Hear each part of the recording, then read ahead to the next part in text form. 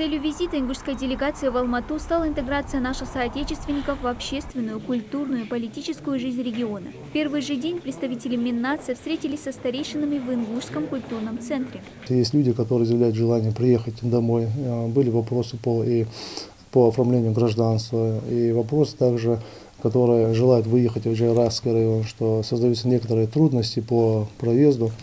И также, конечно, у них были свои пожелания, что мы передали их нашему руководству. Конечно, будет сформирована справка по нашей поездке. И в дальнейшем мы будем всячески по мере своей возможности оказывать всевозможную помощь. На этом же мероприятии был зачитан и приветственный адрес от главы республики Махмуда Али Калиматова. Сохраняя свои традиции, язык, культуру и приумножая взаимоуважение, вы помните святые наказы своих отцов и предков жить в дружбе и мире. Желаю вам, дорогие соотечественники, и всему дружественному народу Казахстана благополучия, мира, чистого неба над головой и всех земных благ. Такой по-настоящему теплой дружеской встрече все остались довольны. Уверен, у вас появилось немало вопросов, ведь за последний год в регионе произошло много событий. Мы вас выслушаем, и пусть эта встреча пройдет на приятной ноте. Представители ведомства побывали и на ингушской свадьбе. Наши гости сегодня так удачно приехали к свадьбе. Мы им очень рады, а невесте хотелось бы пожелать счастья и благополучия. Делегация также посетила мечеть в Войнах, построенную нашим соотечественником Ахмедом Мистоевым. Название выбрали неспроста. Сама архитектура здания снаружи построена наподобие наших ингушских башен. Ее официальное открытие состоялось 19 лет назад. В мечеть приходят учиться основам ислама и дети самых разных национальностей. При этом подавляющее число составляют ингушские ребята. Алхамдулилlah, они посещают активно эту мечеть, как в пятницу, так и на пятикратный намаз. У нас есть занятия, где обучаются дети. Большое количество детей приходит на занятия, изучает религию ислам, изучает чтение Корана, молитвам, правила, адабы, исламские адабы.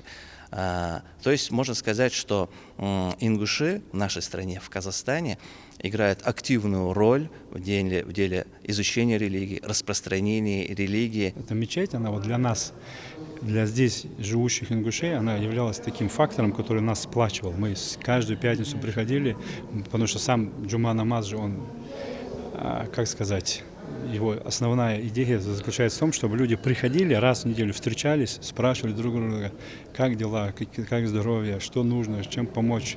И это как бы сплачивало людей.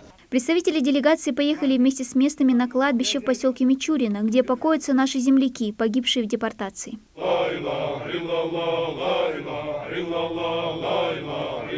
Также наше кладбище, которое находится в Казахстане, в дальнейшем мы будем давать свои предложения, чтобы им придали статус мемориалов, потому что эти кладбища не всегда оставались, чтобы их никто не трогал, чтобы их никто уже не выбирал по истечению какого-то срока. А если придать им статус уже мемориала, они будут оставаться всегда кладбищами.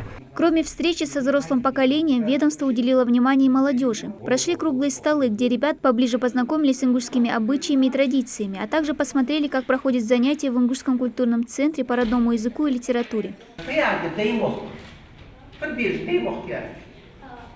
Край отцов.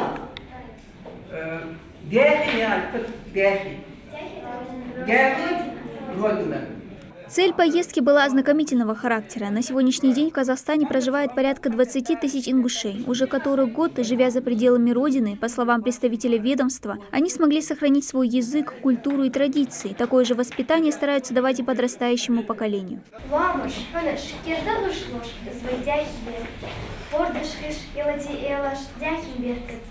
Понравилось то, что есть свой отдельный ингушский культурный центр, где наши дети обучаются ингушскому языку, где и наши религиозные деятели, проживающие в Алмате, в Казахстане, преподают им и религиозные уроки дают, то есть кружки какие-то, проводят свои национальные танцы. Все, что касается нашей нации, честно говоря, у меня было такое ощущение, что как будто я никуда и не выезжал. Визит к нашим соотечественникам прошел в рамках государственной программы укрепления межнациональных отношений и развития национальной политики, и подобного рода встречи региональный Миннат собирается проводить и дальше. Ну а в завершении встречи ингушская диаспора в Казахстане вручила почетным гостям грамоты и памятные подарки. Дана Плиева, Светлана Томова, Джамалил Тамасханов. Новости 24.